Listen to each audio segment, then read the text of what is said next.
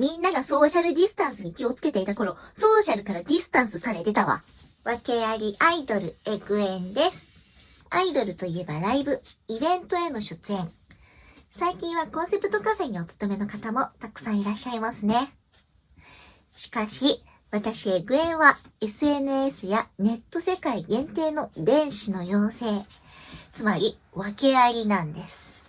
ライブやイベント、カフェなどのここにいるから来てねーというような活動が一切できないんです。その訳ありの訳をお話しします。まあ、ぶっちゃけ DV 親族の集団ストーカー事件が未解決だからだよ。解決できる兆しがないからだよ。私だってライブで生歌披露したりキラキラコンカフェ嬢やりたい。ストーカーといっても、ただ監視していて気持ち悪いという話ではなくて、他人を巻き込んだ事件なんですね。例えば警察を騙して動かしたり、あと友人に脅迫まがいの DM を送ったり、あと私が福祉に保護された時に親族は探偵を使ってどこの福祉事務所かを突き止めて、で、そこに押しかけや座り込みを繰り返していて大変迷惑していたという話を聞いています。不正アクセスや拉致未遂、人を騙して動かそうとしたなど使ってはいけない手段を取られたことがあるため、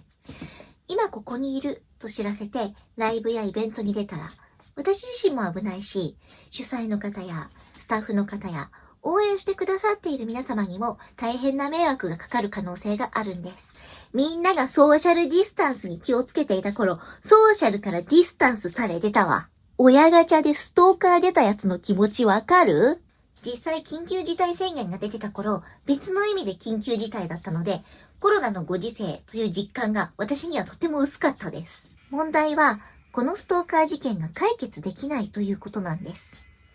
何をもって解決とするかが非常に難しいところでもあります。